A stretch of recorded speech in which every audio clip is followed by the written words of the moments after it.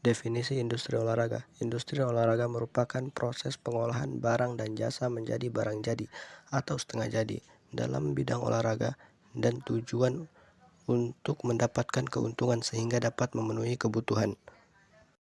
Dalam bidang olahraga merupakan aktivitas fisik berupa pengolahan raga yang dilakukan secara sadar untuk mencapai tujuan dalam hidup, yaitu untuk meningkatkan kebiasaan hidup sehat, kesegaran jasmani, prestasi fisik optimal, membentuk sikap perorangan. Jadi, dalam industri terdapat profit orient olahraga dengan tujuan untuk mendapatkan keuntungan sehingga dapat memenuhi kebutuhan hidup. Assalamualaikum warahmatullahi wabarakatuh. Perkenalkan, nama saya Anissa, stambuk K42121007. Di sini saya dari kelompok 2 ingin memaparkan materi kami, yaitu tujuan industri olahraga. Sementara bentuk industri olahraga di Indonesia, menurut pasal 79 ayat 4 Undang-Undang Sistem Keolahragaan Nasional Nomor 3 Tahun 2005, adalah badan usaha yang harus ditetapkan diperhatikan dalam industri olahraga. Industri olahraga adalah bahwa setiap kegiatan industri olahraga wajib memperhatikan tujuan keolahragaan nasional dan prinsip penyelenggaraan keolahragaan. Hal ini sesuai dengan pasal 78 Undang-Undang Sistem Keolahragaan Nasional Republik Indonesia Nomor 3 Tahun 2005. Tujuan keolahragaan nasional sesuai dengan pasal 4 Undang-Undang Sistem Keolahragaan Nasional Republik Indonesia Nomor 3 Tahun 2005 adalah memelihara dan meningkatkan kesehatan, kebugaran, prestasi, kualitas manusia, menanamkan nilai moral dan akhlak mulia, sportivitas, disiplin, mempererat dan membina persatuan dan kesatuan bangsa, memperkukuh ketahanan nasional, serta mengangkat harkat, martabat dan kehormatan bangsa. Prinsip penyelenggaraan keolahragaan juga merupakan faktor yang wajib dijadikan perhatian ketika membangun industri olahraga. Sesuai pasal 5 Undang-Undang Sistem Keolahragaan Nasional Republik Indonesia Nomor 3 Tahun 2005, keolahragaan diselenggarakan dengan prinsip 1. Demokratis, tidak diskriminatif. 2. Keadilan sosial dan kemanusiaan yang adil dan beradab. 3. Sportivitas. 4. Pembudayaan dan keterbukaan. 5. Pengembangan kebiasaan hidup sehat dan aktif bagi masyarakat. 6. Pemberdayaan peran serta masyarakat. 7. Keselamatan dan keamanan. 8. Keutuhan jasmani dan olahraga. Sekian dari kami. Assalamualaikum warahmatullahi wabarakatuh. Baiklah, di sini saya akan menjelaskan kembali materi yang disampaikan oleh teman saya tadi. Menurut pasal 80 ayat 1 Undang-Undang Sistem Keolahragaan Nasional Republik Indonesia Nomor 3 Tahun 2005, dijelaskan bahwa pengembangan industri olahraga dilaksanakan melalui kemitraan yang saling menguntungkan agar terwujudkan olahraga yang mandiri dan profesional, sehingga tujuan dari industri olahraga tersebut sebenarnya adalah terciptanya kemandirian dan keprofesional olahraga di Indonesia. Sementara itu, Mr. Siregar mengatakan bahwa industri olahraga akan berkembang sejalan dengan fungsi olahraga, yaitu di sini dia ada 3 fungsi olahraga. Yang pertama, fungsi kesehatan dan kebugaran, dan yang kedua untuk membangun aspek non fisik, yaitu kesehatan jiwa manusia. Yang ketiga untuk di sini saya akan melanjutkan materi dari teman saya. 2.3 Ruang lingkup industri olahraga. Berdasarkan definisi industri olahraga di atas, dapat diterangkan bahwa industri olahraga merupakan kegiatan bisnis yang memproduksi atau memperjualbelikan jasa kepada khalayak umum. Sehingga ruang lingkup industri olahraga meliputi produk dan jasa. Produk dapat berupa alat olahraga, perlengkapan olahraga, dan lain. Sementara di bidang jasa meliputi gedung olahraga dan sejenisnya. Di dalam Undang-Undang Republik Indonesia Nomor 3 Tahun 2005 tentang Sistem Keolahragaan Nasional Pasal 79 Ayat 1 Bab 2 dijelaskan bahwa industri olahraga meliputi 1. Sarana dan prasarana yang diproduksi, diperjualbelikan atau disewakan. 2. Jasa penjualan kegiatan cabang olahraga sebagai produk utama yang dikemas secara profesional yang meliputi 1. Sarana dan prasarana yang diproduksi, diperjualbelikan atau disewakan. 2. Jasa penjualan kegiatan cabang olahraga sebagai produk utama yang dikemas secara profesional yang meliputi kejuaraan nasional dan internasional, pekan olahraga daerah, wilayah, nasional dan internasional, promosi, eksibisi dan festival olahraga, keagenaan layanan informasi dan konsultasi olahraga. Telah dijelaskan bahwa industri olahraga merupakan kegiatan bisnis, sehingga ruang lingkup dari kegiatan bisnis itu adalah sebagai berikut.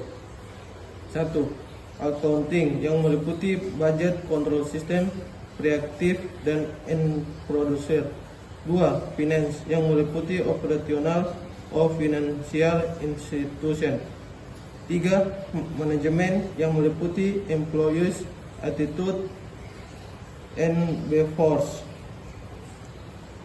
4. Marketing yang meliputi produk, image, advertising, sales, promotion, distribution, packing, preaching, after sale service. Upaya meningkatkan industri olahraga.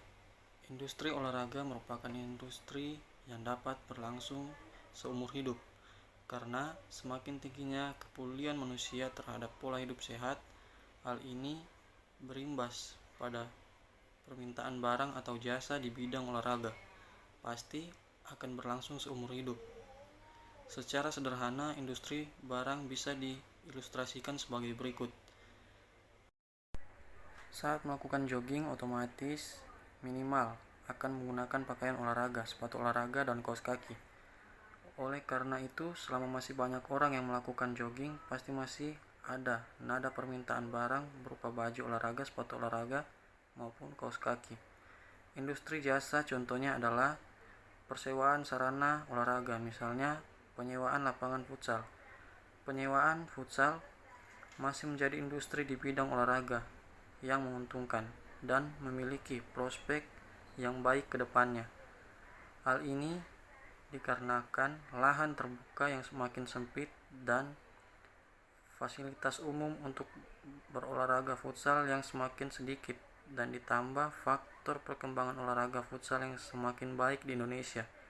Karena industri olahraga merupakan industri yang memiliki prospek yang baik ke depannya, maka perlu dilakukan upaya-upaya agar dapat mengoptimalkan hasil di industri futsal. Industri olahraga belum berkembang di Indonesia karena memiliki beberapa kendala, yakni yang pertama, masalah permodalan. Modal merupakan hal pokok dalam menjalankan usaha. Indonesia merupakan negara berkembang dan itu berarti bahwa tingkat ekonomi manusia masih rendah. Masalah permodalan bisa dibantu dengan melakukan kerjasama dengan bank untuk mendapatkan bantuan permodalan. Para calon pengusaha perlu untuk mendapatkan sosialisasi mengenai pinjaman perbankan, sehingga nantinya pengusaha dalam negeri tidak kalah dengan pengusaha asing. Contohnya, produsen sepatu Nike dan Adidas berasal dari luar negeri memiliki lebih banyak peminat daripada produk dalam negeri seperti sepatu Speak. Hal ini karena keterbatasan modal. Dengan modal yang banyak, pengusaha dapat memproduksi dengan jumlah yang banyak sehingga menekan biaya produksi dan melakukan promosi yang lebih intens yang nantinya konsumen akan tahu mengenai produknya dan kualitas produknya. Yang kedua, rendahnya sumber daya manusia. melihat dari suatu sudut pandang, yaitu adanya fenomena penggunaan pelatih asing pada beberapa cabang olahraga. Banyak klub atau tim yang menggunakan pelatih asing karena Indonesia belum atau masih jarang memiliki pelatih yang bersiliensi. Hal yang perlu dilakukan adalah dengan meningkatkan kualitas pelatih di Indonesia agar bisa bersaing dengan pelatih asing, sehingga apabila timnas ataupun klub membutuhkan pelatih berlisensi, banyak orang pribumi yang siap menjalankannya. Baik, saya akan menjelaskan beberapa poin yang penting dalam masalah strategi pemasaran produk. Pertama, masalah strategi pemasaran produk. Strategi pemasaran produk berkaitan erat dengan modal dan sumber daya manusia. Dengan modal yang cukup, pengusaha bisa dengan maksimal melakukan pemasaran atau pengenalan produk, namun harus diikuti dengan sumber daya manusia yang tinggi, yaitu yang melekat teknologi. Teknologi memiliki peran penting dalam pemasaran pada saat ini. Apabila mampu dimaksimalkan, maka akan mendapatkan profit yang tinggi. Lanjut, lemahnya jaringan usaha dan kerjasama usaha-usaha akan dapat berjalan dengan pengusaha memiliki jaringan usaha dan kerjasama usaha.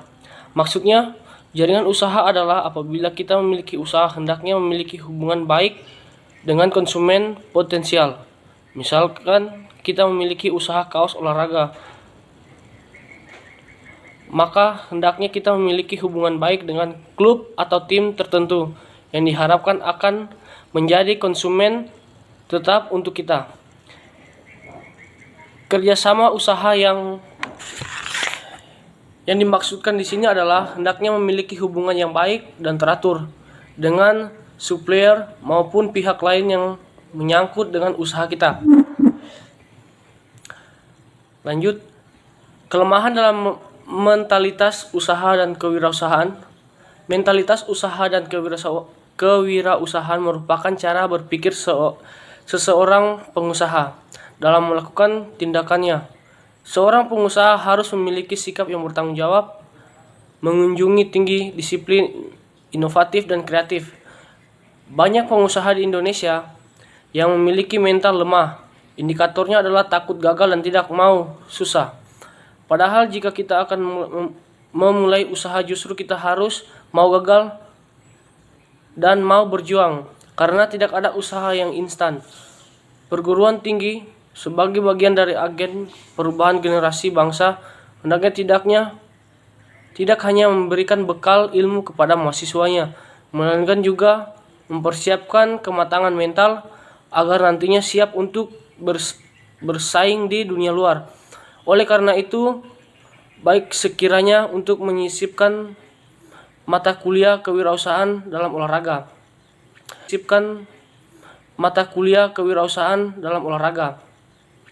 Dengan adanya mata kuliah tersebut diharapkan akan mampu mendidik mahasiswa yang pada akhirnya memiliki pengetahuan tentang konsep olahraga dan kewirausahaan serta mental sebagai seorang pengusaha.